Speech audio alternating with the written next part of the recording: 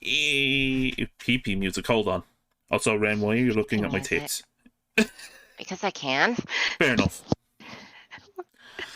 But yes, hello everyone. You might see, I'm streaming on my week off, technically, but, you know, I can do what I want. Let's say week off. I don't know. It's a new concept I'm trying.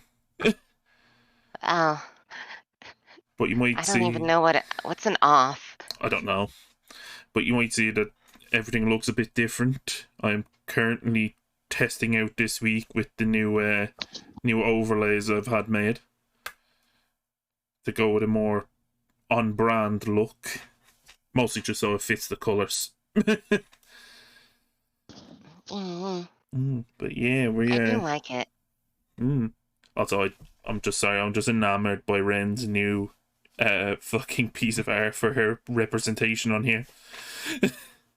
He's like, It's not new. I've had this for years. what, really? Yeah. Why have I only been seeing this now then? It's an emote in the cabaret. Oh my god, terrible. This is one of the first emotes I ever got commed, actually. It looks cool. I'm like,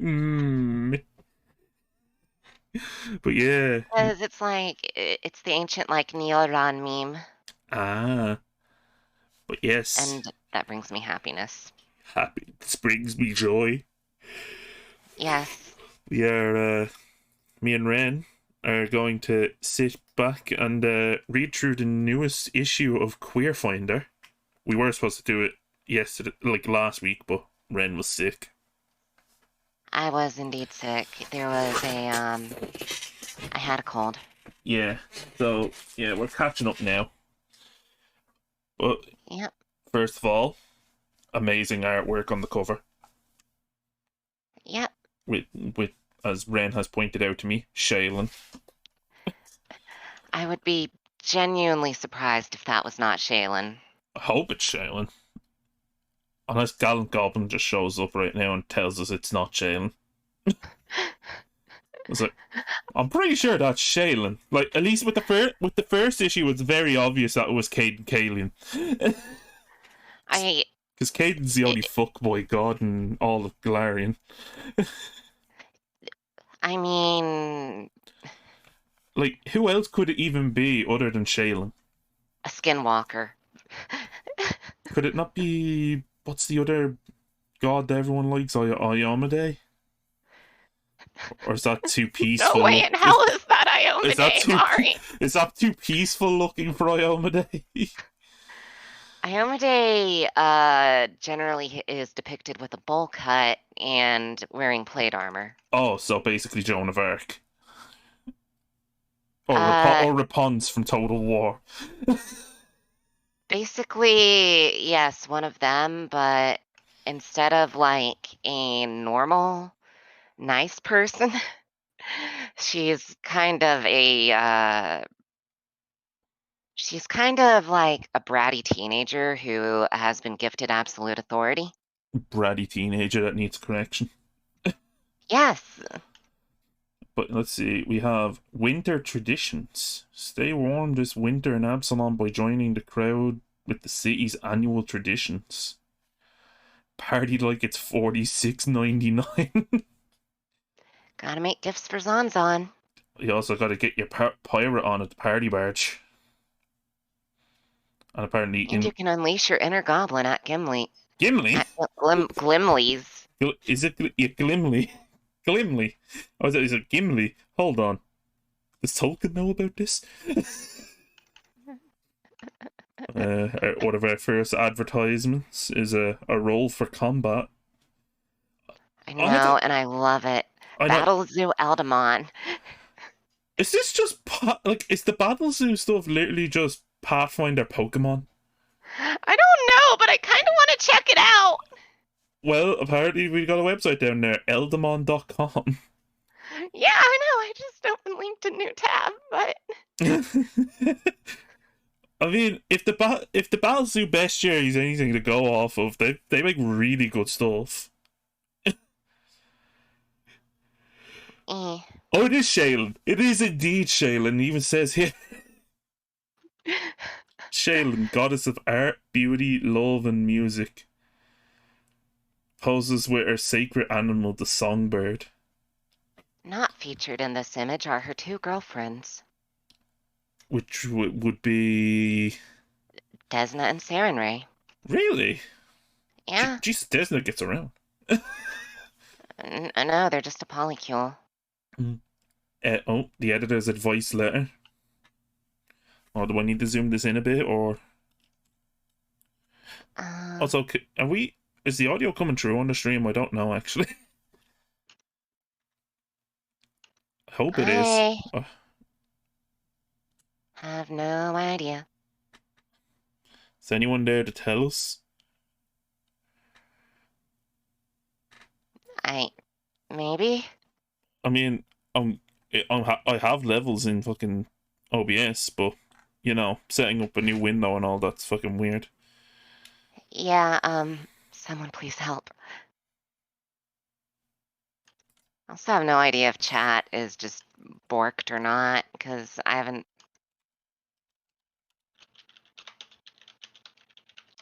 No. No, the chat works. It's just that it fades away after a time. Okay, let me... Alright, try... Hello? Okay, yeah, it's working. Okay, it's working. Okay, good. Oh, thank God. But yes, do I need to zoom this in a bit? And let's just zoom. I'll just zoom it in anyway. It might be a good idea. Yeah, there we go. That's a bit better. Yep. By Fabulous. I'm assuming this fine gentleman here is fabulous. Fabulous Bill. Ho ho, queens and kings. You know who's which. I don't know. How about you enlighten me, Fabulous? You know, it's just whoever's who. With the winter drag shows that little dragons accumulating, never say never doesn't commit to it. What the fuck? Wow. The editorial duties at this fiery little publication have fallen to me. Fabulous. Your resident genius advice goblin. Oh no. It's a goblin. Hey now, some of my best friends are goblins. So let me kick this issue off with some advice that you may find helpful as you peruse all the articles I painstakingly redlined. And believe me, I had so many comments. It was like that time Pocky got into the red licorice stash in my village, discovered there really are some things even a pig can't keep down. First piece of advice, horoscopes are very real. Though personally I prescribe to horror scopes. Oh yes. Let me kick this issue off with some advice that you may find helpful as you peruse articles. Yeah. I painstakingly redlined. Oh wait. Yeah, you just I see a skeptic society members out there having your silly abacky and trying to look down the noses at me through your monocles, but face it, if magic is real and gods are real, why can't horoscopes be real? Also, blink twice if a Barisian is holding me hostage and making me write this. Wait, why would they ever do that? Varisian? What's Varisian? Are they Varishan? A Varisian? Yeah. It's a nomadic person. Now let me address the crossword puzzle. An editor is like a god. Sometimes you make all these plans, but because you have your fingers in so many pies, you get distracted and you accidentally let one of your plans go. How am I going to pronounce this? Hold on, I'm going to...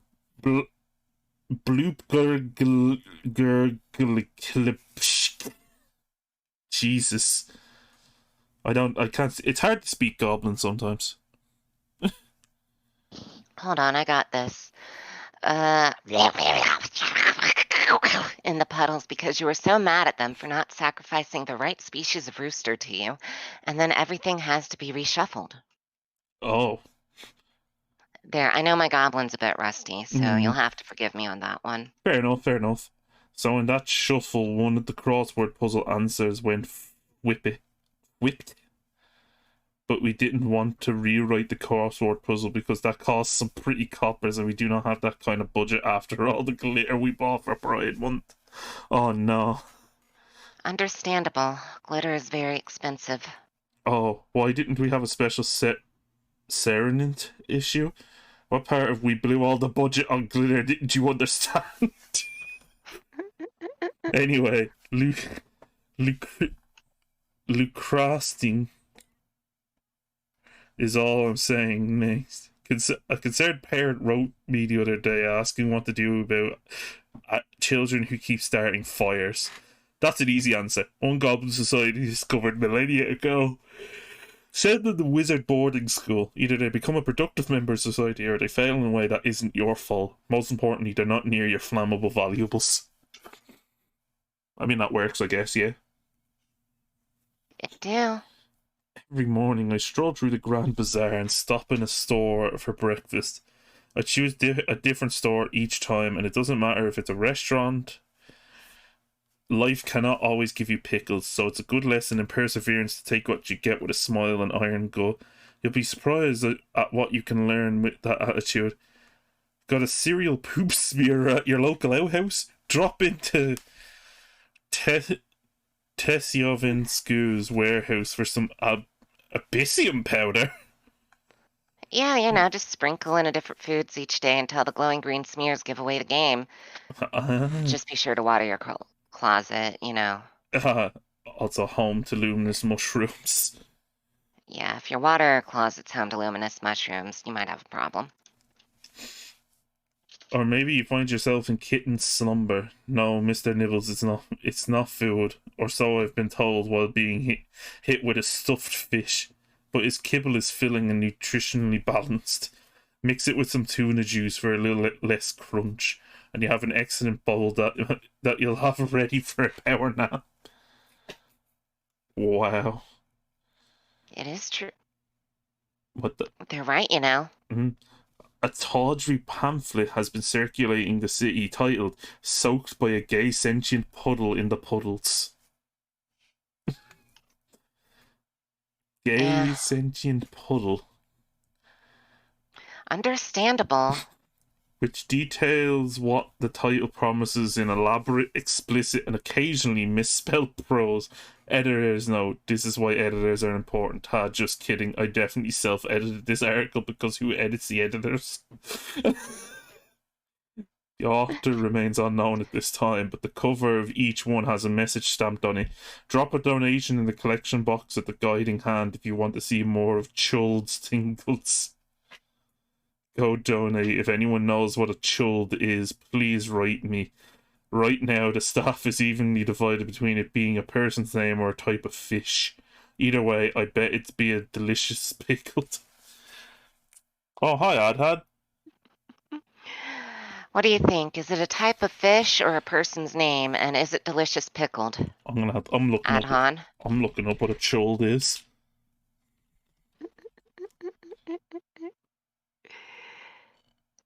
No, I don't want child. I want chuld. Damn it, Google. I want chuld. I don't think, okay, it doesn't know what a chuld is. I think that's just a made-up word. I think it's a person's name. It could be a fish person's name. That is true. It is true. That is correct. Speaking of donations, the Queerfinder Society is now selling collectible pins to fund expansions of our operations. Yeah, I think I'd actually buy it. I might have to buy one. Yeah. I mean, if they sell like Queerfinder Society pins, like I would buy one, no problem. Yeah, no, that's actually really cool. Why can't we just make the Queerfinder Society? I'm pretty sure like Paizo would be all right with the Queerfinder Society actually being a thing, canon. I mean, it's more or less canon if you're. Yeah. Anything's canon if you believe hard enough. Yeah. There's always new lands to reach and new content to explore. These pins are bigger than the palm of my hand, plus the Q spins so you can point its tail at your favorite color. Oh, cool. So it even works as a compass, technically. Or a fidget spinner. I'll go with the compass. If it gets caught on the compass points, though, please don't be too harsh on us. Our production line goblins sometimes get bored and hit each other on the head with the pointy parts, It happens to the best of us. causing them to bend. We're working on fixing that glitch in our production process. Who knows some good therapists or an alloy that's stronger than a goblin's skull? I don't. I think that's just about filled my word count, so I'll let you go peruse the real articles now. Don't forget to write into my advice column at fabulous@queerfinder.org. Is that an actual email or did they just make that up? Uh, Maybe? Is this implying that Galarian has instant messaging? Look, it's called the ley net, and you just tap into the ley lines via your scrying orb. And then you can post, communicate with your friends, and/or find whatever information you need, so long as you're a trained professional caster. Prepared, not spontaneous. Okay, so our contents page. Winter Traditions is the first section. The Zonzon doll. A Shayla Ah, Knight. yes, for Zanzan. So that's our first winter tradition. Then there'll be the Wait a minute. Isn't Zanzan a Sarenrae tradition? I don't know. But then we've also got the Eventide Sevenfold and an oracle reading at the Night Butterflies Market. Oh, Zanzan and... So do they share Zonzon then? No. It's just she has Zanzan and Zanzan takes place during the Crystal Hue Festival, basically. Ah, so it's like another. It's a festival within a festival then. Yeah, we have to go deeper. I like that one there though for page 26. A Desnin priest sets up in a market with shops representing each of the constellations in the Verisian zodiac. That's cool. The bars and shops are okay. Glimley's a goblin. Glimley the glamour goblin. Oh, do they have a prestidigitation golem? A prestidigitation painting golem? Maybe. Every ancestry deserves to feel beautiful. That's where Glimley comes in, a shop with rare products from across Galarian featuring Elise Delisandro. High femmes on the high seas. What a name. Get your pirate on aboard the party barge. A femme only pirate ship bar sailing Absalom's harbour. Sign me up, I'm in. Yeah. Andalet is the philosophy of Imperial Lord Andalet governs this bar, a safe space for platonic fun. But platonic fun? Hold on a second. Oh, we have 2 bits of fiction this time. We have I think yay, we got more Caden and Nettis. Oh, so we have more of the it's more of the stuff we can't show on, the one what we can't show on Twitch technically. Family engagement. No, they're male presenting nipples. True. We also have family engagement, which is following the engagement of visions which is Visions of a Songbird, part 2. Oh, games. City at the center of the world. Oh, there's an actual crossword in this. Wonderful. Also, look at the names of the items that are in this issue. Cloud Candy, Exfoliating Soap, Frizz Freedom. Need me some of that. What else we got? Confident Andalatian Basket, Dragon Feathers. Soilstone. A new ruin as well. A new armor rune. Theatrical combat. You know they make a class for that. It's called Bard. No. Monk? Swashbuckler. Oh, yeah. Ooh, Desna's Mirror? Yep. Probably shows horoscopes or some shit. Recipes. Oh, a grandmother's old fashioned and a pirated Mai Tai.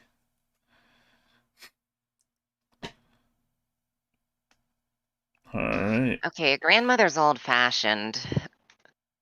Because I've heard other things being called an old-fashioned, and I can't get that out of my head now. Oh my god, is that what a Zonzon doll looks like? Yeah. Oh, look at the little cape!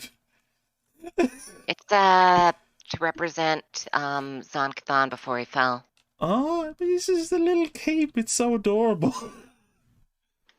You know, before the Battle of Rovagog. In which case Zon-Kuthon went insane and fell to evil. The Zonzon doll remains one of the stranger traditions of its associated religious festival. For on its surface it seems to run counter to the nature celebration. Crystal Hue is a celebration of light and rainbows, art and music, yet the doll is not a thing of beauty. In fact, making the doll as rough and crude as possible is itself part of the tradition. Scraps of black leather and cloth are sewn together with bright red string, and the doll is stuffed with leftover materials. The only acceptable embellishment is a single glass bead sewn in where its left eye would be. Representation of the crystal eye of Zon-Kuthon. Despite the doll, I almost said ball. Ah, yes, the Zonzon balls. Despite the doll's macabre appearance, many consider it the most joyous part of Crystal Hue. Once the Zonzon doll is made, the community chooses a child to be its sibling for the night of the celebration. The child then goes from home to home receiving gifts and treats for the doll. Celebrants offer candy and toys, whisper kind words of hope, or apologize for their wrongdoings over the previous year. Some prepare fine clothes and accessories for the doll so that by the end of the night it is dressed more beautifully than anyone. Oh wow, that's actually a really nice tradition. So, is like the creation of the Zonzon doll kind of thing, is it mostly focused on like forgiveness? Is that what I'm getting from it? It's more a thing of mourning. Ah. For Shaylanites proper, though it also does represent forgiveness at the end of the year. However, it should be stated that the one person Sarenrae herself can't forgive is Zon-Kuthon. So which is a fascinating little tidbit. Also, hi Lawson, how are you doing? Let's see. At midnight, as midnight approaches, the Zonzon doll is left alone with all its gifts, typically in a wooded area or set adrift at sea. Shaylanites believe that the shadows will deliver the doll to Zon-Kuthon in his domain of darkness, where the doll will impart all of the kindness it receives to the dark god. While Kuthites do not acknowledge the ritual, none have ever made any attempt to dispute this belief. Oh, here we go. The origins. There are many stories regarding the origins of Zonzon dolls, but on certain details they all agree. In every version, there is a young girl in a small village who idolizes her older brother. In every version, her brother dies suddenly, filling her with grief. Some say that her brother was a kind, gentle soul. When she got sick, he went into the woods to find medicinal herbs, only to be set upon by wolves. Others say that her brother was a cruel bully who only showed kindness to his sister. He left home to join a gang of bandits but was killed by a travelling paladin. In other versions, her brother was a brave hero struck down by insurmountable evil. That is the truth of what happened. No matter which version you hear, the little girl, so overwhelmed by sadness, cannot eat or sleep and barely leaves her bed. After 3 days and 3 nights, her mother calls for the local priestess, a devotee of Shaylin. The priestess sits with the girl and after listening for a while offers her a story. She tells the tale of Shaylin and Zon Catan in the way it is often told to children. The siblings were once both gods of beauty. Wait, Shaylin and Zon Catan were brother and sister? Yeah. I did not know that. Yeah. God, I'm learning so much lore here. That is, in fact, the one reason that... She can't forgive him. No, that Sarenrae can't forgive him. Oh. About beauty and art, and they shared joy with many followers. Then one day, Shaylin lost her brother to the shadows and he returned as something dark, the Midnight Lord. But despite his corruption, Shaylin loves him still and hopes that one day he can be saved from the shadows. In that moment, the little girl did something special. Something that could be quite difficult for adults, but is very simple to a child. She felt sympathy for a god. Wow. Yeah. I mean, it's actually quite simple, too. It's just most adults don't want to. Well, it's established that since gods are very real in the Pathfinder universe, it can be seen as one could argue that, how do I put this?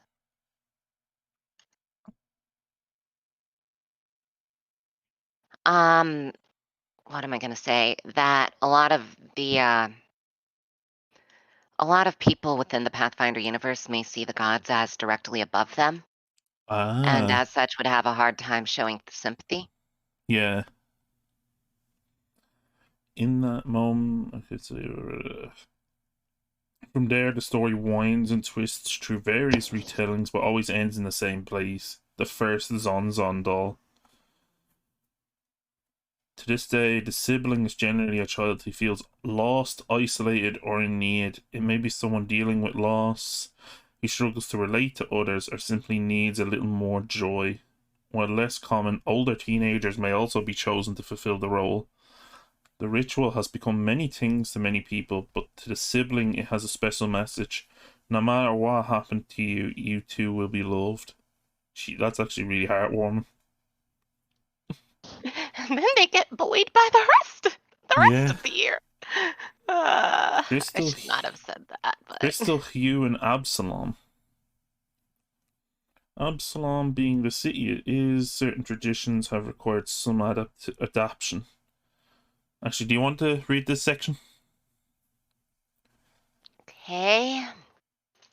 Absalom being the city it is, certain traditions have required some adaptation. The city is far too large for a single child to traverse, so each celebrating neighborhood has its own Zon doll and sibling. Sometimes 2 or 3 children may be chosen in a densely populated area, traveling in a group with their shared doll. Though there should never be more than one Zon doll in the same place, there is some amount of bettering in the gift giving. Freshly made sweets are considered better than store-bought, and the doll's clothes and accessories often become incredibly elaborate. This is all done in good spirit, though, even though it should be roughly made. And the neighbors who get too competitive are gently chastised in the following days. Even from district to district, traditions have evolved radically over the years, reflecting the needs and taste of the residents. In the Ivy District, the celebrants and each evening with a play performed a popular up-and-coming troupe. The always depicts the story of Shaylin or Crystal U, but some themes change each year and ranges from recreations of true events to abstract morality tales. At the end of the show, the sibling is invited on stage and places the Zonzon doll into its gifts onto a platform that is then lowered into the shadows beneath each stage, where it goes on sale for next year. Wow. Wow. In the puddles. Each Crystal U celebration culminates in a boat parade, with the Zonzon doll and sibling in the lead boat. Celebrants line either side of the water, on some makeshift platforms others on rooftops. Those closer to the water place their gifts in the lead boat, while those farther away throw flowers. and paper decorations that drift along with the parade. By the end, the boat is so overladen with gifts that it threatens to tip over if the rower isn't careful. Yet it never has. A little miracle, the local celebrants credit to Shaylin herself, and then ask Shaylin for high tide to stop coming or for someone to build a fucking dam because it floods every high tide. Shale knights from across the foreign quarter come together on Crystal Hue to show their own traditions with their new neighbours. Instead of making just enough treats for the siblings and dolls, celebrants prepare large platters of pastries, pies, and other delicacies to share with one another. Some of these treats may have coins, paper charms, or other small trinkets baked into them as good luck. It was a fucking choke on that coin. Okay, Baird, you continue to die.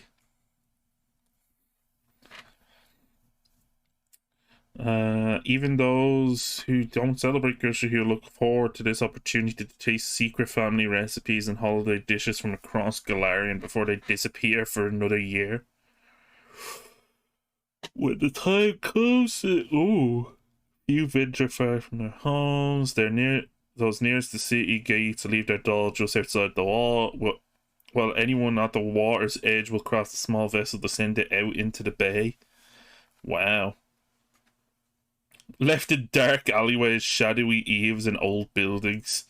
Jesus, just leave them fucking homeless. Those poor Zonzon dolls. I mean, Hold on, I need to zoom this no in. one has found one afterwards, so... Look at that. It's just brunch. It's just brunch. Dating for busy queer professionals. Damn. Yeah, I actually kind of like that. That's really nice looking.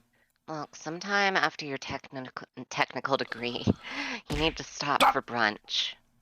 Because they definitely don't have work then, clearly. I'll get you for that, Mir.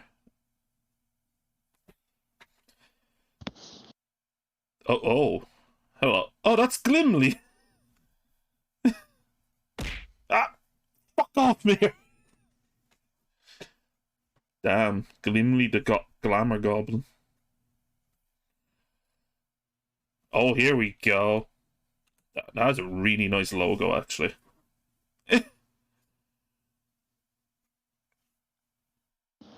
Also, if I don't talk a lot, I am dying of allergies out here as the oak pollen is in full swing. Oh, Jesus. Yeah, I'm trying to eat spicy foods to keep it down, but holy shit. Do you think you can last for another 90 minutes? Maybe. Well, let's see how far we get. Do you want to focus on certain sections then instead? Is there no, let's just keep going. I won't be able to talk a lot. Alright. So just leave me mostly to snide commentary in shorter segments, please. Alright, fair enough. Glimly the Glamour Goblin goes on expeditions around the globe to find the shiniest, sparkliest, most glamour goblinest beauty loot to share from her world-famous shop in the coin district of Absalom.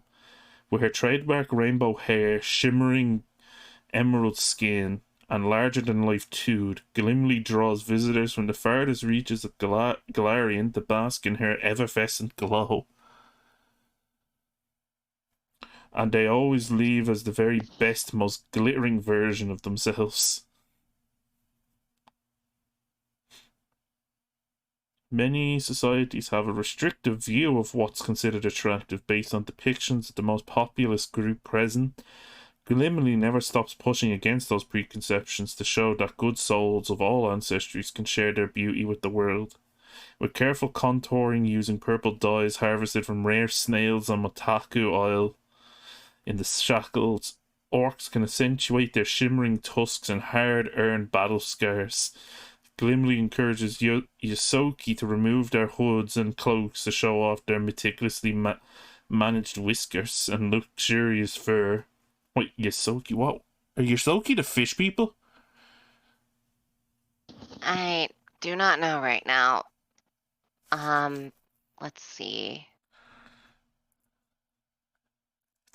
I think Yosoki are like the catfish people, aren't they? Maybe. Sorry, I'm like, uh, I don't know, you're fine. Oh no, they're the rat people.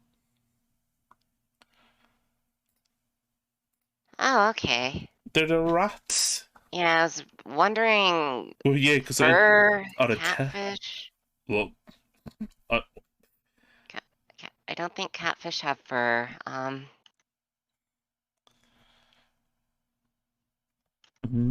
let's see. Her recommendation is a shampoo with subtle hints of Arondat blessed perfume from Jalamari. Eruxis don't always need to blend in with their surroundings and instead catch the eye by highlighting the edges of their scales with luminous dyes cultivated from the unusual plants found only in the Glowwater Lake in the River Kingdoms. This all sounds extremely expensive. It's a goblin. What do you expect? I expect affordability. It's a goblin. They need to make money. I'm on a budget. Beings of all ancestries deserve to feel pretty, attractive, and see it. Glibly delves into the deepest dungeons, crosses the grimiest swamps, and scales the coldest peaks to bring back the perfect beauty goods for each and every client. I'm sure she pays other people to do that. I mean, she has a shop to run, and adventurers aren't exactly expensive. Yeah, especially if you're not getting them from the Pathfinder Society. If you're just hiring freelancers, like, you don't have to go by society rates. Even then, society rates aren't that bad. So the shop. Everything Glimmerly does is extraordinary, and her shop reflects her ambitions. The storefront spans an entire city block? What? Oh yeah, this is definitely fucking expensive. And towers above the surrounding buildings. Words and phrases that start with G cover the facade in green and gold, and about half the text reads Glimmerly, as that is also the name of her store. Yes, hello, ma'am. You don't need a store that big.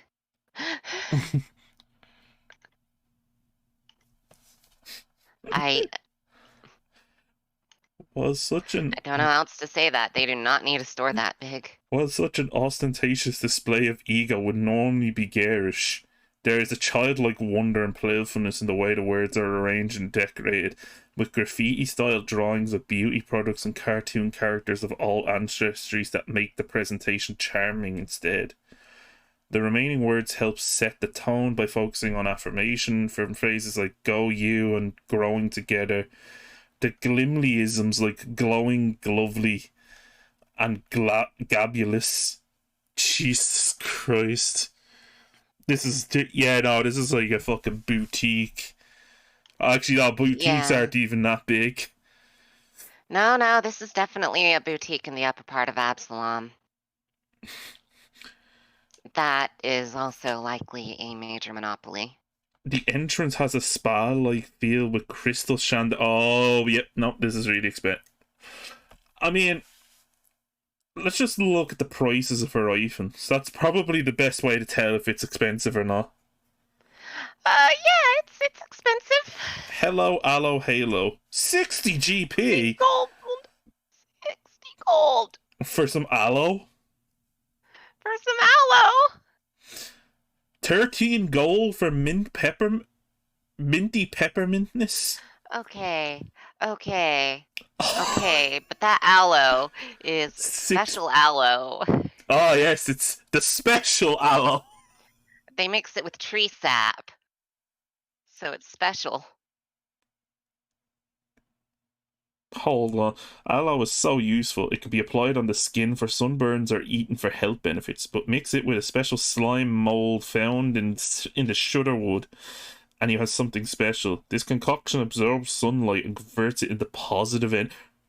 So what you're saying is you put it on your skin and you somehow are gifted the ability of photosynthesis.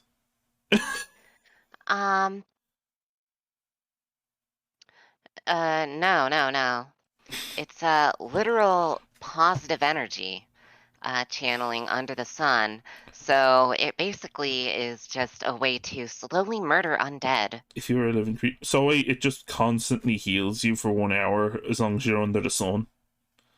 Unless you're undead. Oh, well, then it'll hurt you.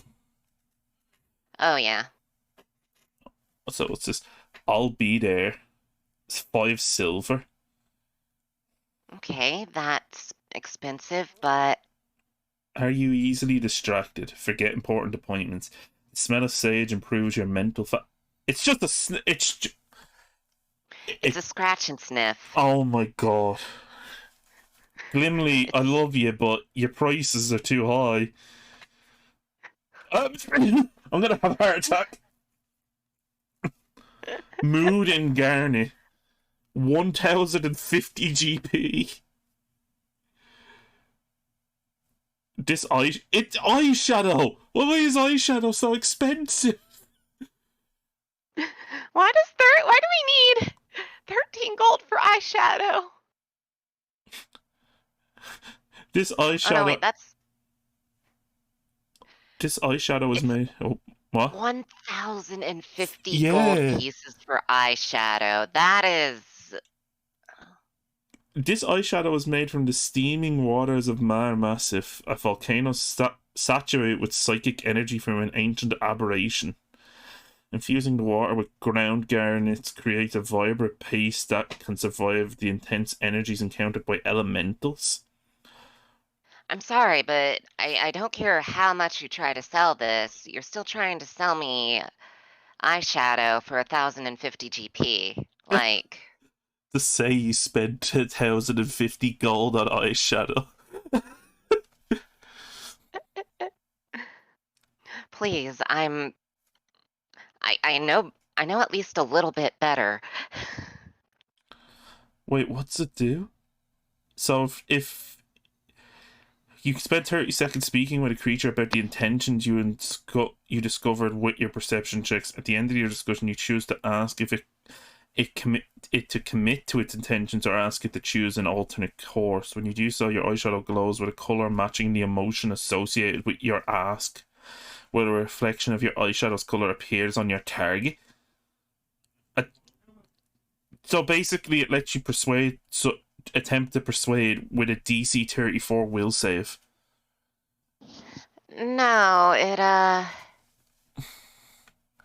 Or is that well, compel? yes, I thought it was just a perception check, but Oh no, it's a perception check at start. But then after that, there's a fucking compel. You could try to compel someone with it. there's only one downside here, and that's that I have to talk to people. I thought that As I a thought that wizard on the go, I'm not exactly the social type. I thought you were And gonna say the downside was that it's 1,050 fucking gold. that too, Oh, as hold on, a actually, busy no. wizard on the go, I usually only spend about 3 to 4 seconds in a social situation, and that's how long it takes to cast a dimension door. Oh, hey, hold on. There's something even more expensive, Ren. Dragon feathers. 2,450 GP. Shed cloud dragon scales are fairly common in the valley and make their way into many Mbeke creations.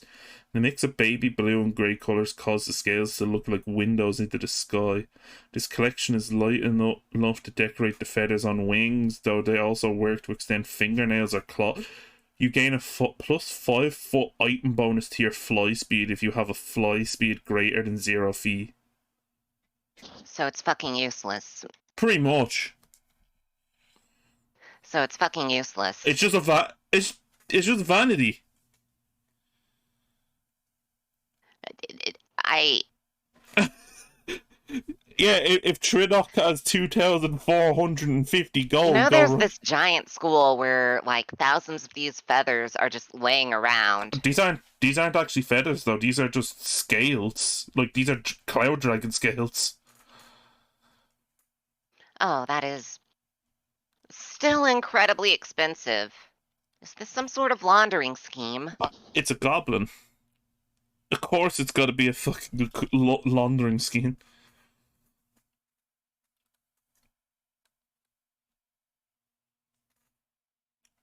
A living wig?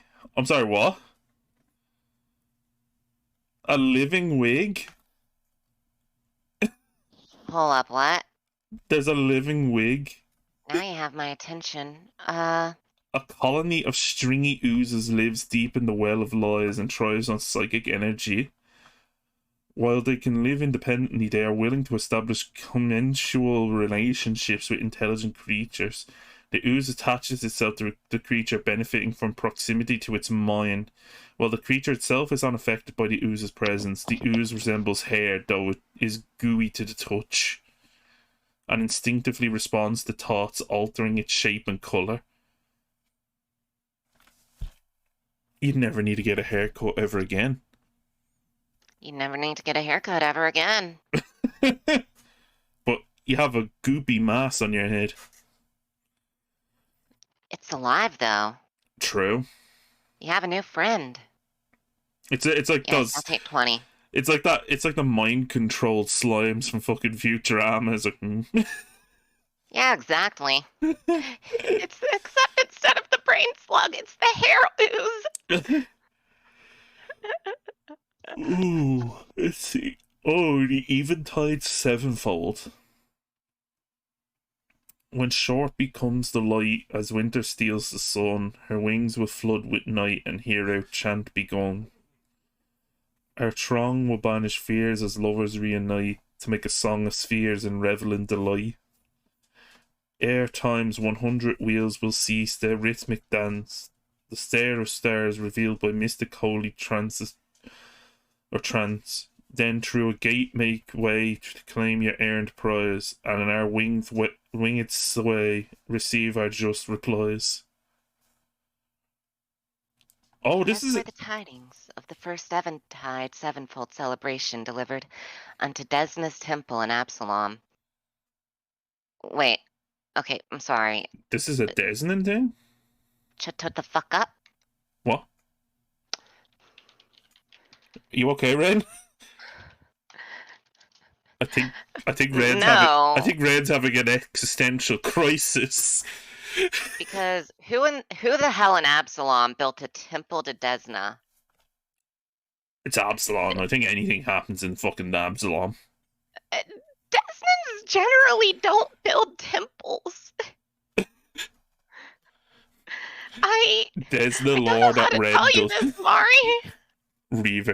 Desna lore that Ren doesn't know. It was me. I thought it was funny.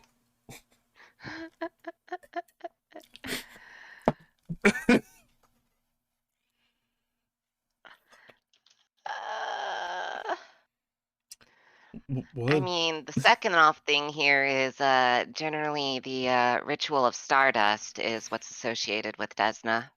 Oh, look, the cynosure. Which is greatly confusing. Actually, there's a little cliff note here about the cynosure. Yeah, it's Desna's demiplane. Cynosure is the name of Desna's realm, is visible as a stable star in Galarian skies, serving as its north star. At the heart of Cynosure is Desna's palace, the Sevenfold Cynosure. Cynosure functions as a home for some of Desna's allies and lovers as well.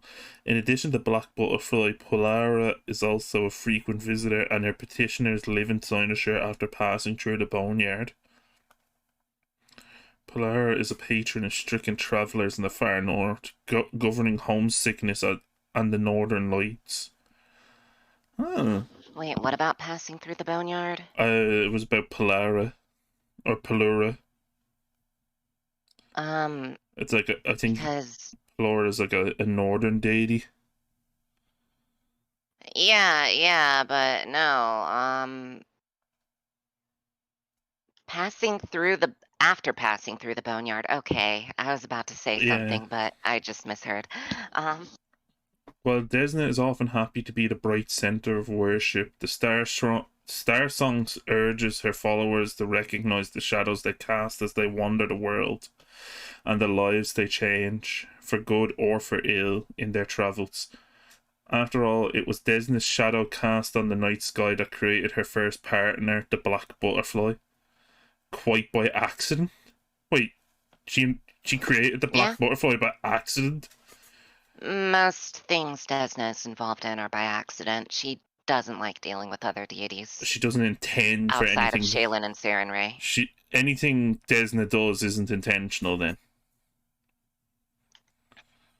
You see, Desna's a bit of a loner and doesn't really like interacting with other people. Because the politicking of the other gods drives her insane. Mm-hmm. So generally speaking, this is why Desna has her own demi-plane as opposed to being an Elysium god, and B has her own form of afterlife petitioner, and C really only interacts with about Shaylin, Sarenrae, and occasionally Cade and Kalian. But that's because Cade and Kalian just kind of shows up everywhere. You can't really stop Caden. Yeah, so... you can't. I mean, he's not hurt. He's not harming anyone. So when it comes time, not without their consent, at least. Sure. When it comes time for the Eventide Sevenfold, the Black Butterflies devout are responsible for sounding the call to champions. Those who answer will then be summoned to a 3-day event that starts with the Feast of Dreams, followed by the Trial of Seven Faces, and concludes with the ritual opening of the teleportation gate that is the centerpiece of the Solstice event. It is important to note that this celebration does not replace the ritual of Stardust, wherein Desna's devout throw sand and gems into ceremonial fires. Usually just sand. To make witches and pleasures for the months to come. During the 3-day Eventide Sevenfold affair, the ritual of Stardust is still performed as worshippers pay homage to the sacred triad of Cynosure. Huh. Yeah, it really tells a lot about Desna then, doesn't it? Which part? Well, the whole idea of the festival. Like, it gives that kind of feel of, like, how people perceive Desna. Like, that sort of just go with the flow sort of thing. That in itself is an remarkably anti-Desnan remark. Really? Yep. I thought that was the idea of it, like... No. Desna doesn't want her followers to go with the flow. Desna wants her followers to go their own way. Oh. So she wants... And follow their own hearts. Again, she wants minimal involvement. Would that not be also kind of, in a way, going with the flow? No.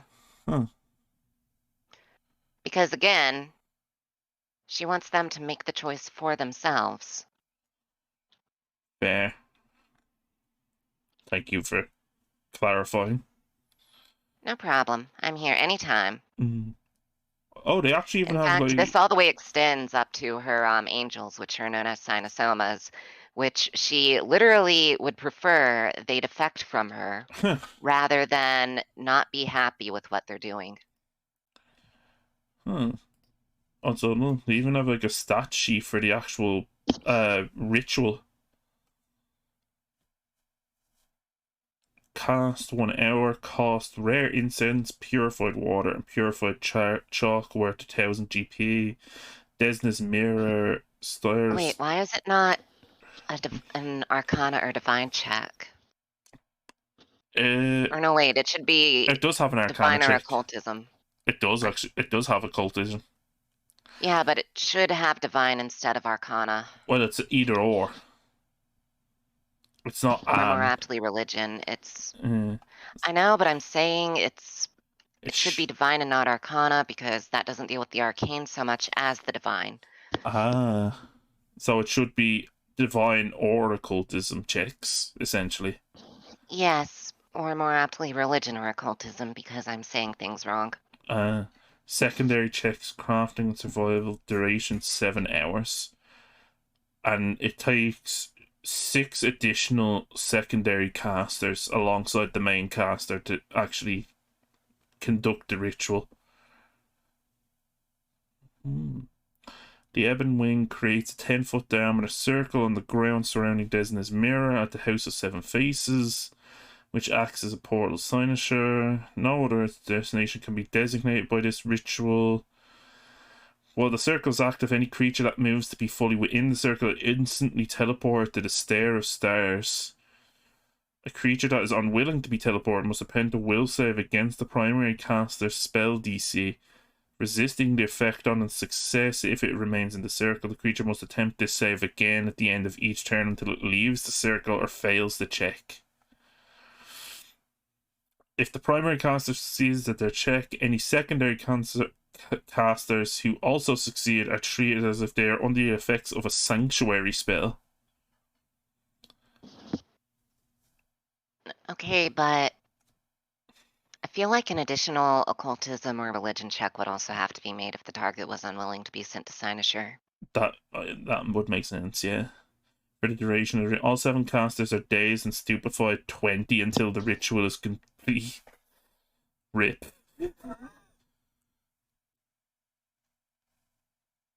Critical success, you create the ritual gate circle. Any who pass through the gate add a d6 to checks while navigating the stairs. Success is just opening.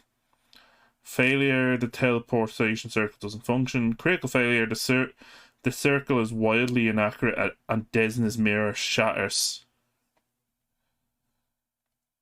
Huh. It happens. Yeah.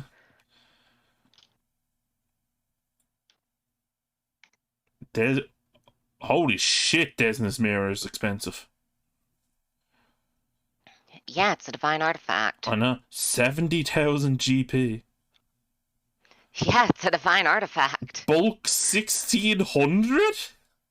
Yeah, it's a divine artifact. How big is this mirror? Enough to send you to fucking cynosure.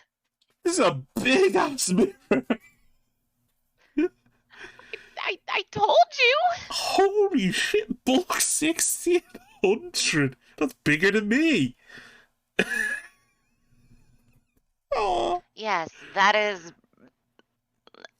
about half the bulk of a house. I want you to keep in mind. Yeah. It's something that probably only exists in Absalom. Activate interact frequency once per day. Requirements: you are one of Desna's Devout. Effect: you drink from the pool and regain spell slots equal to your character level. Okay, yeah, this is definitely something you would only find in Absalom. Yeah. So you dip your hands in the pool and gain the ability to cast a cleric focus spell, whether or not you would have normally had access to it. The ability lasts for 1 hour.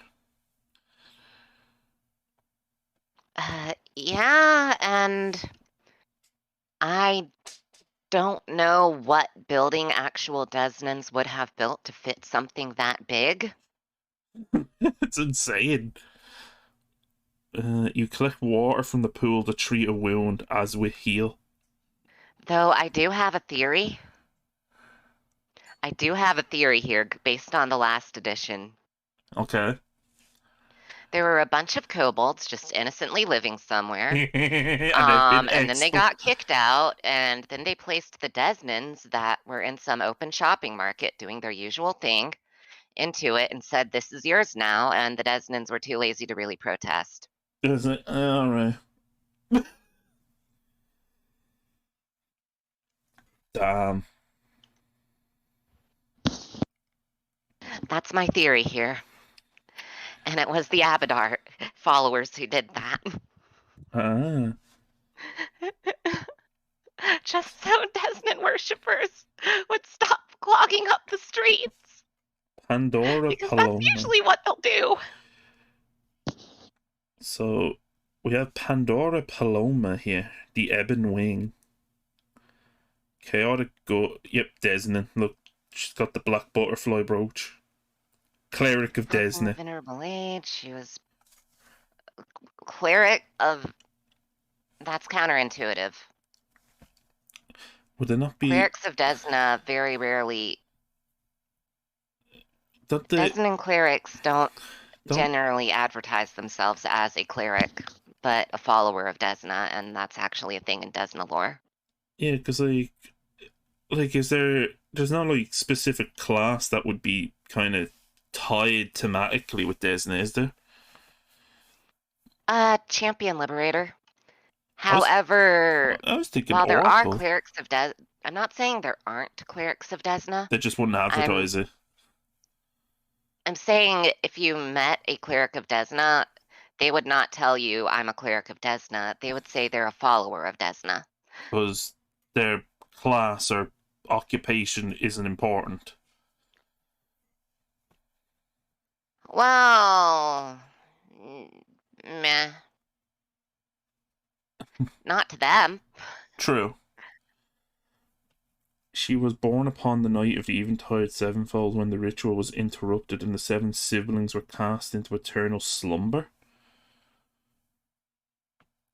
including her elder sibling Flick, who now rests with the others eternal sleepers within the temple. Oh. Although I had to admit that the artwork is very nice for Pandora. It is, but still, this is not how Desna worship works. We also have... Oh, here's another cleric of Desna. High Priestess Selene of House Damak. We don't have Red is losing her mind. That is not how Desna worship works. Red is losing her mind. Who did this? Who did this? Who did this? I just want to talk. Red's loading the shotgun. I just want to talk to them. Also, look at Pandora's stats. Plus 21 perception, keen eyes, low vision, plus 16 acrobatics, plus 17 arcana. This is not how Desna worship works. We Crossbow. don't have a structured clergy. It doesn't take a G. Ooh. Okay. Take a deep breath. I know you're watching this. I know you're watching this, Gallant Goblin. We don't have a structured clergy, okay? We are not coordinated enough for that. We have Desnans and more Desnans. Oops, all Desnans. Yeah, pretty much. But look at this really nice star knife. Oh yeah, that is a really nice star knife. Who made that? It's from the same artist that drew Pandora. Oh no, I was wondering who made that star knife. From Essential Metal Ring for Blade. It doesn't actually say who made it. I think it's like a relic. Oh, okay. Gloam Wing. Metal wing. Oh, it's a black butterfly instead of actual Desna. Star knife. Plus 2 striking star knife. You are holding gloaming and you have that. Oh, wait, it has. You can just act once a day. It can do double critical damage.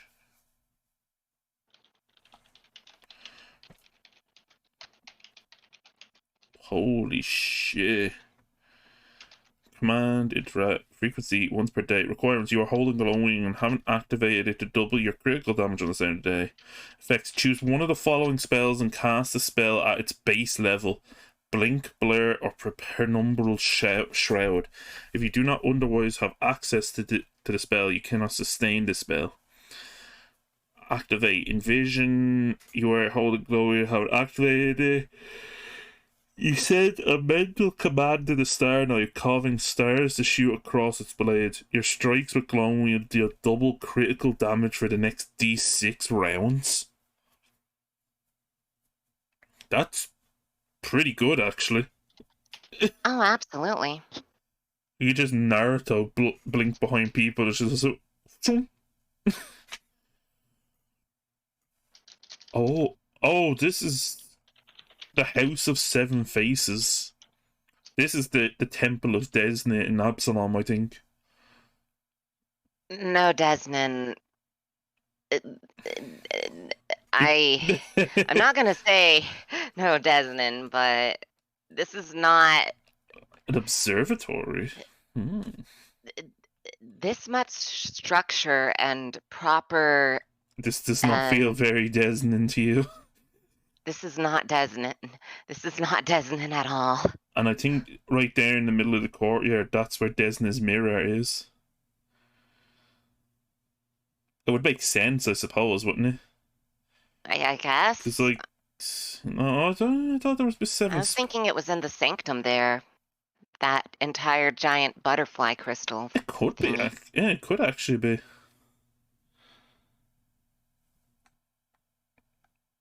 Oh. We're just gonna have to scroll past that. We cannot show that. I do not want to get banned by Twitch. As much as these comics are amazing. Oh, here we go. The Oracle reading at the Night Butterfly Market. Let's see. The Cosmic Caravan Oracle deck.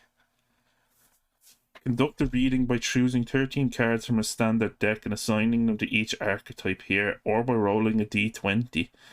Re-rolling any numbers above 13. Based on the card drawn, Fiera sends the card to the corresponding shop. Huh.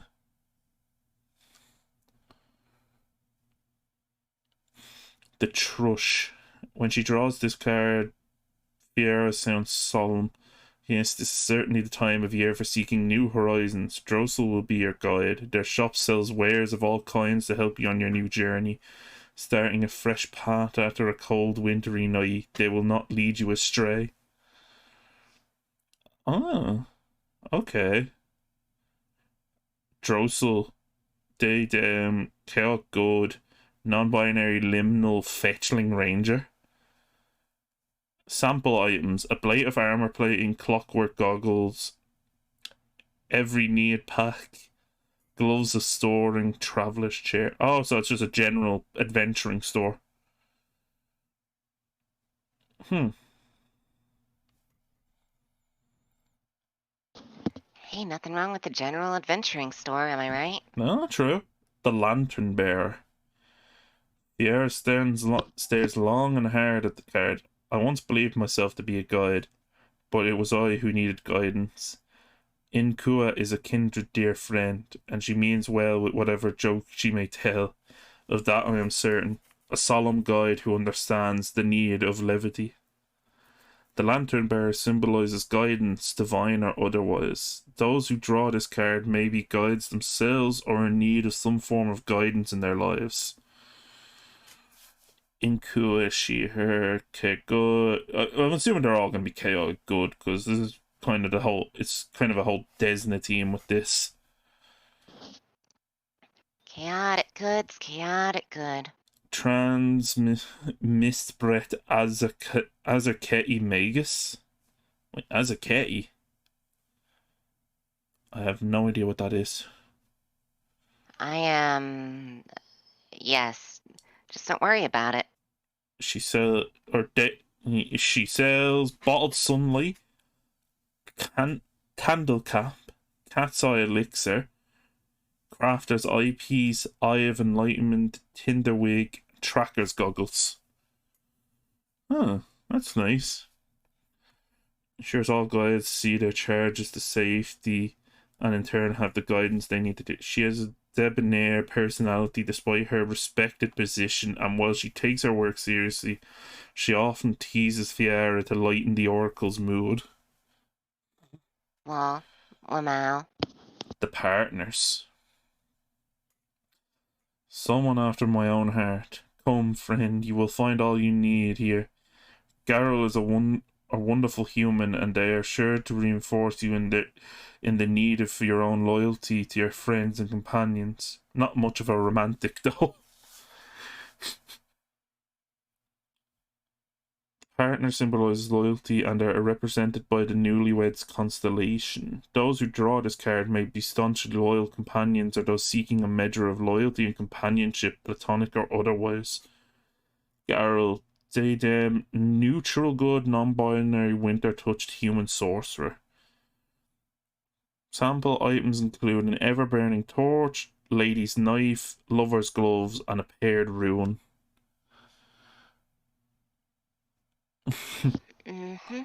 Garl is a stern individual and not at all interested in romance. They are far from a cold person, though in fact quite the opposite.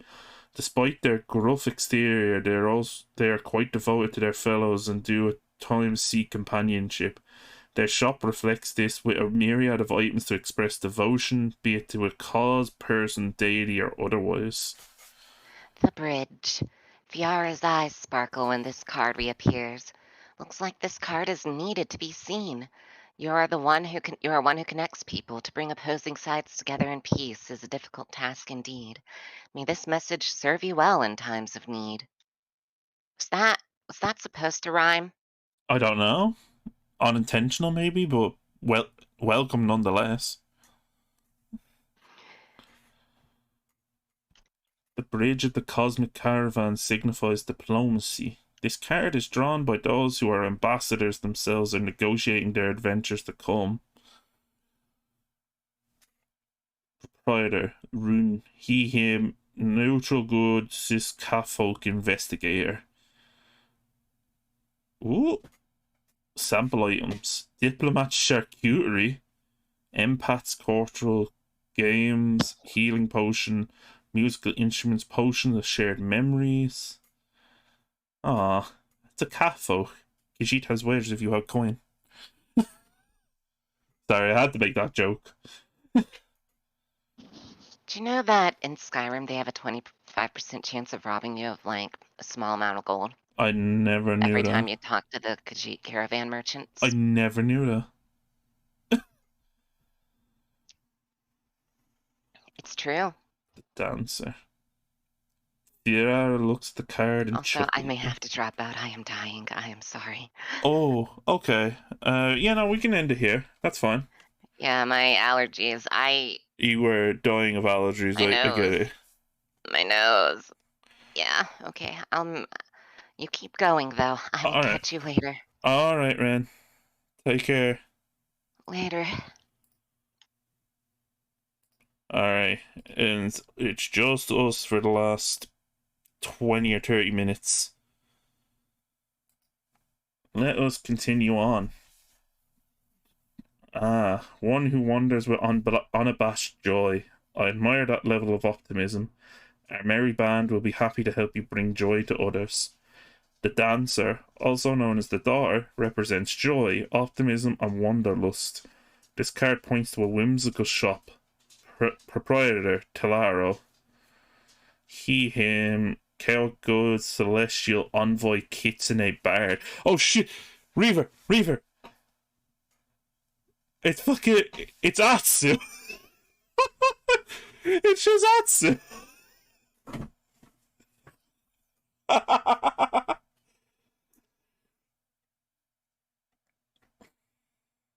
It's just Atsu. Fucking yes! Yes, hydrate. I'll hydrate now. There was a hydrate 27 minutes ago. Oh. I'm only updated now. Atsu's a cat boy, not a kitten. Well, in my mind, the rider.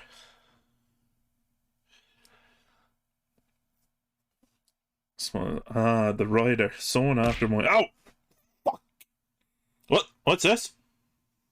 Zuri the zombie. Yo, thank you so much for the follow. Welcome. Hello.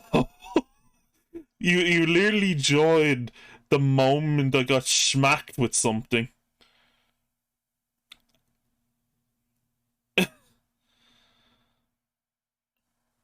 Ow! God damn it, Adhan, why'd you have to smack me? What? Sign of a Canta? Wait, Sign of a Cancer. I hope I said your name right, but thank you. Thank you so much for the follow. Hello. How are we doing? Thank you so much.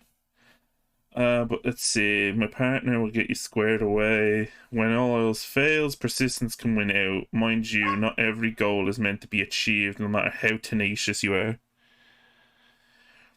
The rider signifies steadfastness. This card depicts a steady, measured hand. Those who draw it are trustworthy and reliable.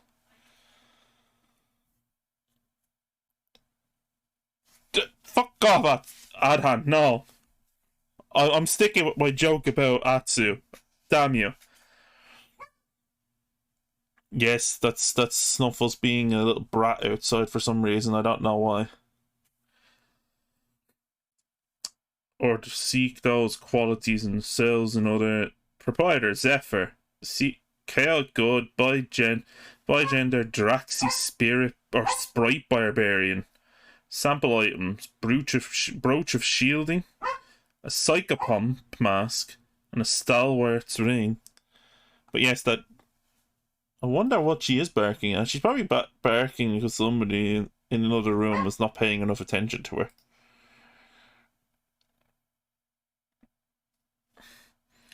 Oh shit, there's a lot of these. I forgot there's like 13 of them. I wanna get through to another section. Okay. Ooh. Well, hello there. I want to scroll past to see if we can get to. Where is it? Yes, here we are. High Fems on the high seas. This because I want to do this section before I finish up. I want to read about High Fems on the high seas. The Party Barge is an impressive ship to behold, run by the equally impressive Admiral Anessa Coldwater.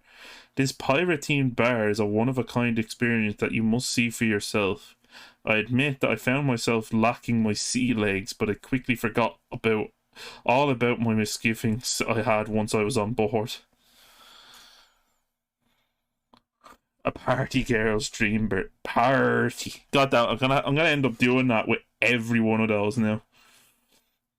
Now, some of you may be familiar with Anessa's sister, the proprietor of Andaletta's, but if you think these two are anything alike, you couldn't be more wrong. The chaotic top deck features a buffet at the bow of the ship. Hey Mary, what's a pirate's favourite letter? Arr. A VIP area in the Crow's Nest, aptly named the Crow's Nest. A wet bar known affectionately as the Captain's Lounge, and a dining area that is the scene of periodic dramatic sword fights, which I've been fully assured are perfectly safe. On Fire Day evenings, they even clear the deck, and Anessa herself fights with crew and patrons of the barge in a mock mutiny, with the winners being crowned captain for the night. I had the high honour of witnessing one of such fights myself, and let me tell you, my dearest readers, nothing quite gets your blood pumping like watching a competent warrior cross steel with other competent duelists and brawlers. While I myself did not participate, I am more equipped to handle a pen than a cutlass. I was dazzled by the performance and showmanship. It was certainly something to behold as I watched from the crow's nest. Combatants climbed the rigging and swung across the deck like daring swashbucklers. Oh, hey, look, it's Bright Scales. See. It's Bright Scale. If Bright Scales was a female, I bet Bright Scales would work on that bow. Lit by colourful spotlights, swords rang out as they met, sparks literally flying from the blades as they clashed with Anessa's mug-headed maul. The ship's deck-mounted water cannons. Deck-mounted water cannons. Yes! Provided a dramatic backdrop to the battle, as well as the rousing accompaniment of musicians with squeeze boxes, drums, and lutes. Inessa was handily defeated by the mutineers, who appeared to draw blood with every slash of their blades. Afterward, they made her walk the plank into a netted seawater pool that trails the stern of the ship. For those who don't want their dining experiences to be interrupted by a feisty stir fight, there's always the bottom deck, and a much more relaxed dining area, not to mention a dance floor and my personal favourite spot on the whole ship, an aviary where patrons can, for a few coppers, feed the parrots. Noise from the upper decks is magically dampened, and the lower deck has its own live band that plays lively sea shanties from across the inner sea region. Holy shit, this is insane. Oh shit! Oh my god, there's actually an encounter map here. Reaver. I want to plan a one shot where we get people to go on the party barge. I'm gonna write and plan a fucking one shot. Pirate session. Yes, Zuri. Yes. Well, let's have a look at this map, actually. Let me zoom it out a bit. Can you imagine Quintus? Quintus would have to, like, use magic to turn himself into a female. Because they only allow women on the party barge. A pirate campaign. Yes. Pirate campaign. Right? With the Firebrand's Lost Omen book. I still need to grab that. I will probably grab that at some point, like this week or next week, and I will buy it and I'll take a look and see if there's anything in there. Mary DMs the Avenger, hired by Absalom to kick the kobolds off the boat. But like, look at the size of that dance hall. Like, that dance floor is really big, and the aviary is really nice too.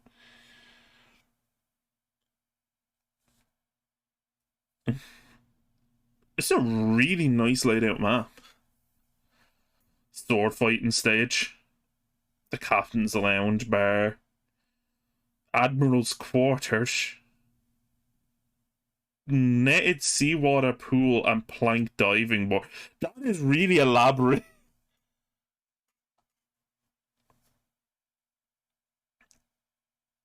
Oh, here we go. Here we go. T1 buffet and drink stations. No party is complete without food and drink, and the meal here is a cut above your typical fare. About half the options consist of fish, fresh seafood, from chowders to ceviche, to all manner of fried fish and shellfish.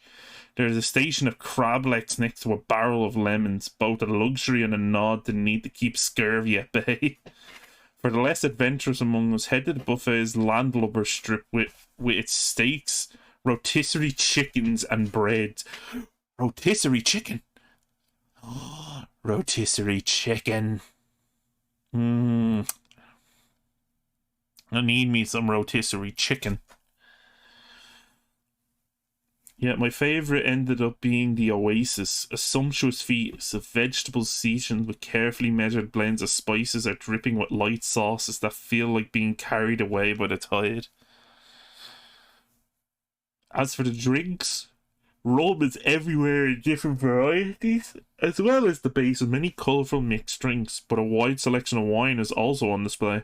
Tropical juices are also available for those who prefer their drinks virgin, and water barrels were placed all over the ship with signs reminding heavy drinkers to strike early against the hangover they might face. Lol. I want to read this recipe. A pirated Mai Tai. Prepare yourself for a tropical rum drink that's both complex and fruity. It's a great drink for a relaxing evening with your party at a bar, and seriously, no shame in ordering a fruity drink because it just tastes good. Thank you. Thank you. There is no shame in having a fruity drink. If it tastes good, you fucking drink it. Ingredients: 1.5 ounces of aged rum, 1/2 ounce of orange liqueur, Curacao Contra or Grand Marnier. 3/4 ounce of lime juice, 1 ounce orange or orgeat syrup, 1/2 ounce dark rum for the garnish, fresh mint, cocktail cherry, pineapple slice, and lemon wedge.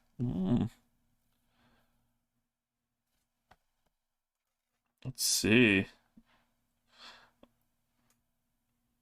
Oh, what the hell? Holy shit! Look at that! Reaver! It's a Konrasu pole dancer! Holy shit! That is cool! Balance the Konrasu pole dancer. Damn! That is insane looking. Redneck in the wrong time. Yeah. She left before the pole dancing.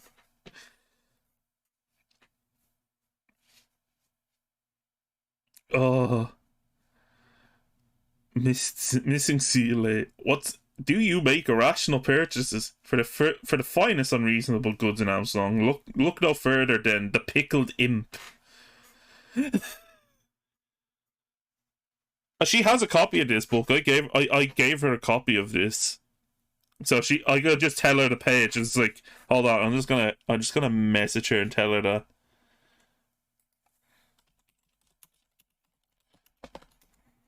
Look at page 44.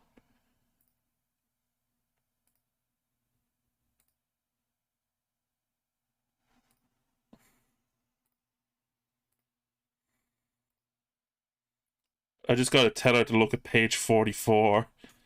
Let's see. Oh, so that's the Admiral. Hello, Admiral.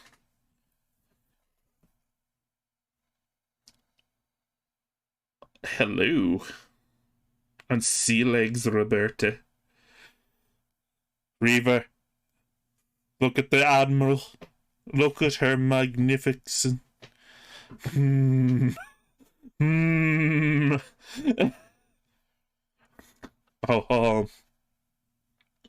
no, I'm gonna have to do this. I'm sorry. I am sorry in advance, but it's just like,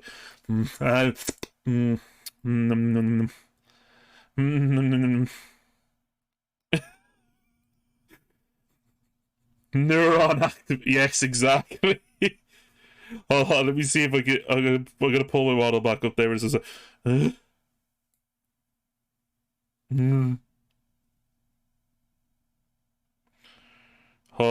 actually, I think if I get rid of the Boom 20, yes. I'm such a child. I'm such a child.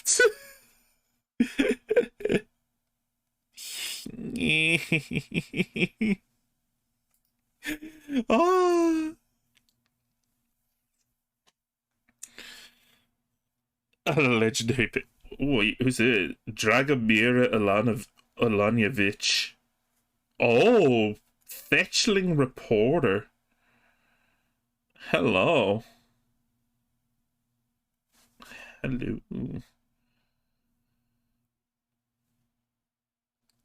Fetchling Reporter, Perception, languages, Common, Scald, and Virusing. Oh.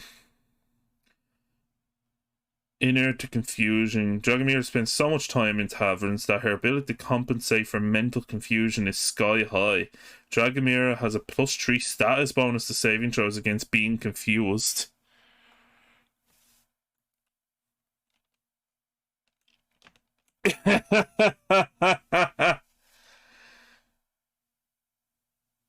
Fancy a drink? Dragomir Alanjevich has you covered. Hailing from Ustalav, where alcohol is a prescription for day-to-day life, this intrepid freelancer loves exploring inns and taverns and we love her even if she has a habit for disappearing for months at a time before resurfacing with incredible coverage of a hidden gem in some dark alley of Avestan. This erratic behaviour totally has no impact on our insurance premiums. Dragoneria has a bookish nature that belies her swashbuckling swagger. A dry description of a tradesman's craft excites her just as much as a thrilling romance or adventure. She has a habit of scribbling cryptic notes on scraps of paper and using them as bookmarks, revisiting the stories she's read and as she writes her own. Also, she's just really cute looking for even like, you know, for a fetchling. But like fetchlings can be cute. And she uses a crossbow. That's just baller. Oh, the Admiral's sister. Andaletta.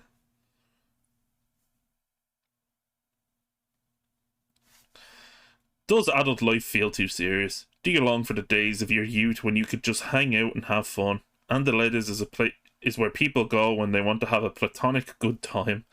Named for the Imperial Lord, also known as Grandmother Crow, and designed as a safe space with a rigorous code of conduct matching her ideas, Andaletta's is the friendliest spot in Absalon and a place where guests can be themselves. Part sanctuary, part club, you can find Andaletta's by looking for small etchings and crow feathers on posts and cobblestones all over the coins. Oh, Larry. Oh. I'm sorry, Larry. But yeah, how are you doing? Also, holy shit, I just realized we are one person off 400 followers. That's insane.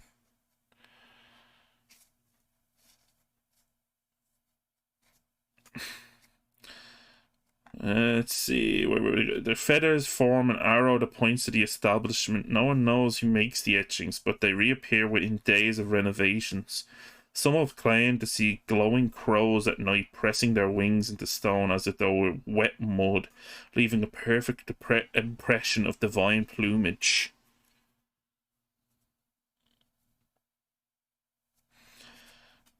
Yeah, where did we go to the Alma Aguado? Or Aguado? Andaletta's owner laughs at the tall tales and asks why a deity would have nothing better to do than drive traffic to a store. But Andaletta's is more than a store. When you enter the building, a sense of tranquility washes away stresses you didn't realize you had. The feeling is like a sudden hush in a busy street or a cool breeze on a muggy day. Alma is probably working at the front desk and looks up to greet you with an enthusiastic wave. Her youthful appearance might be surprising given Grandmother Crow's association with wizened wisdom. But the proprietor carries herself with a confidence that suggests she's already learned a lifetime of lessons. Damn. An immense rectangular cage separates the front deck. Jesus, she's behind security cages. Oh my god. That does look very peaceful. I like it.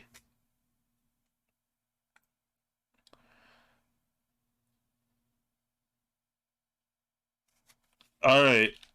The code of conduct. Respect each other. Follow the law and Andaletta's tenets. Engage only in platonic relationship and displays of affection. Live your truth as long as you don't harm others. Yo, those are very easy to follow. And I can respect that immensely. I can very much respect that.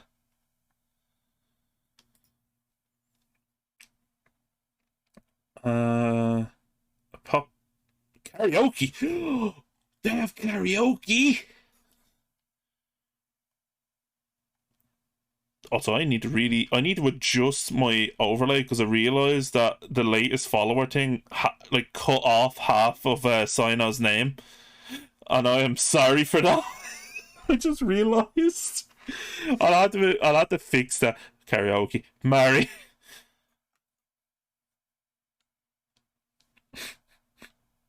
A popular pastime in Minkai has reached the shores of the inner sea. Minkanian bards developed a way to weave their evocation magic into music boxes. Quintus singing Baka Mitai. Yes. These magical devices fit in the palm of your hand and play beautiful music while conjuring accompanying lyrics of smoky text in the air above.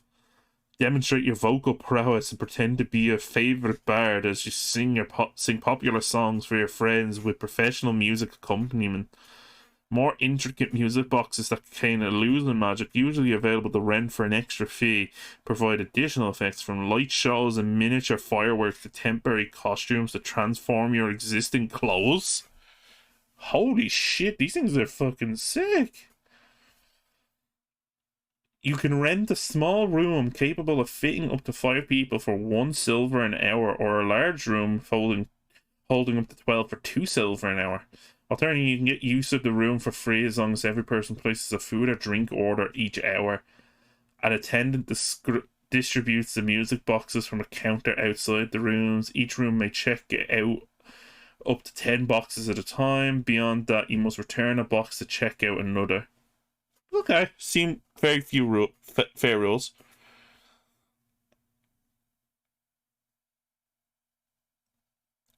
Wow. Yeah, I'll let that go. Oh, you got picked up. You got picked up by the auto, like the auto mod.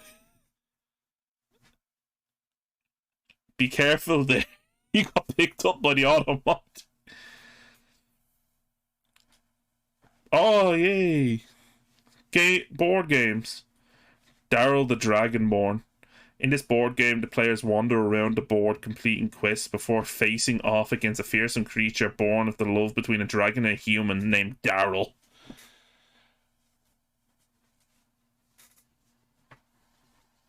Don't let his name deceive you. It will take the combined might of your entire party to bring him Daryl.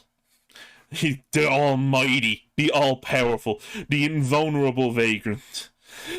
I had to use the invulnerable vagrant because that's just... Goblins and Orcs. This is a classic 1v1 game where each side chases the other around a rectangular board, rolling dice to determine movement. Each square along the path contains random events that could see your goblins or orcs attacked by foes that defeat them if they aren't strong enough. The first side to catch up to one of the other's pieces wins. Magic spoons. Playing spoons. Questfinder, Ranger Tranger. The cow game. Reaver, there's a game here for you. The cow game. In the cow game, players are farmers attempting to get their crops and livestock to the market. The local sheriff of the town is trying to crack down on the smuggling of illegal magic potions that farmers might sneak in with their wares to sell for extra cash.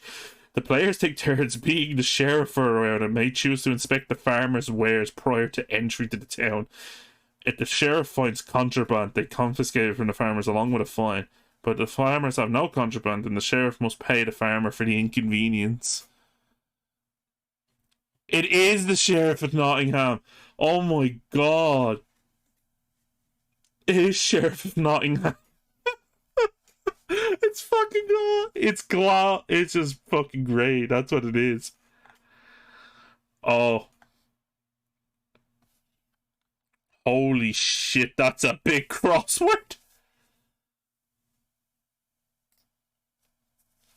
Look at this crossword. So wait, where are the clues? Oh.